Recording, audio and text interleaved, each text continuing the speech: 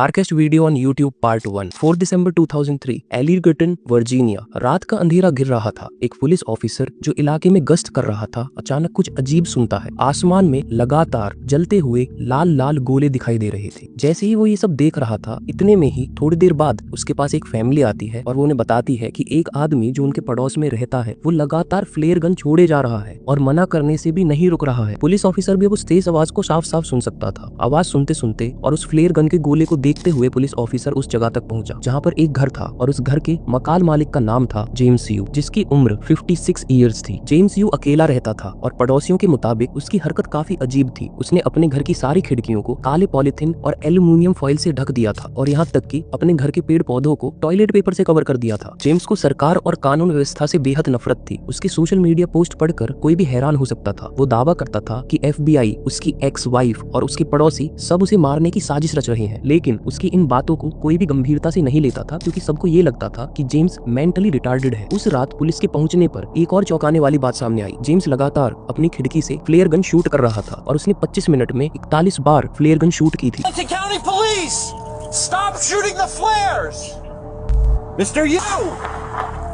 James जब सुनने का नाम ही नहीं ले रहा था तो पुलिस ने हार मानकर एक स्पेशल व्हीकल बुलाया और उस स्पेशल व्हीकल की मदद से जेम्स के घर का दरवाजा तोड़ा गया। लेकिन जैसे ही पुलिस उस स्पेशल व्हीकल की मदद से दरवाजा तोड़ रही थी इतने में ही जेम्स ने पुलिस के ऊपर असली गन से हमला कर दिया।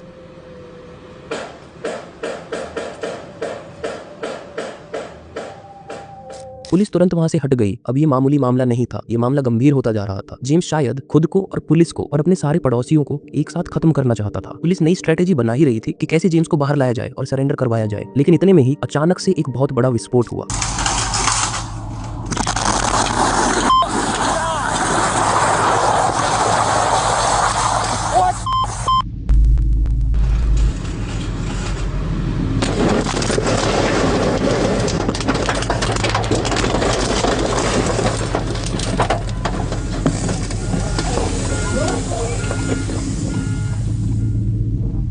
पूरा मकान धमाके से उड़ गया। वो नजारा किसी हॉलीवुड मूवी जैसा था। चारों तरफ आग, धुएं के गुब्बार और गिरती हुई ईंटें। बाद में जब मामले की जांच हुई तो वहाँ एक जला हुआ शव मिला। यही शव जेम्स का था। पर मामला यहीं खत्म नहीं हुआ। कुछ घंटे बाद ही सोशल मीडिया पर एक नई अफवाह फैल गई। यूट्यूब और रेडिट पर कई पोस्ट होने लगी जिनमें ये दावा किया जा रहा था कि जेम्स इस पूरे ऑपरेशन के दौरान घर में था ही नहीं। लोगों ने शक जताया, हमने उसे देखा नहीं, उसकी आवाज भी नहीं सुनी। पर असलियत कुछ और ही थी। जांच में पता चला कि जेम्स की मौत हो चुकी थी और ये सारे पोस्ट एक फेक अकाउंट से किए जा रहे थे जो बस लोगों को भ्रमित करने की कोशिश कर रहा था। पर जेम्स यू की कहानी की सच्चाई यही है कि वो अकेलेपन का शिकार था जिसकी वजह से वो मेंटली रिटार्डेड हो चुका था। ये जो कहानी है इससे हमें यही सीखने के लिए मिलता है कि किसी को भी अकेला मत छोड़ो, या फिर अगर आपका कोई दोस्त है तो उससे एटलीस्ट बात करने की कोशिश करो, उसके दिल के हाल जानने की कोशिश करो।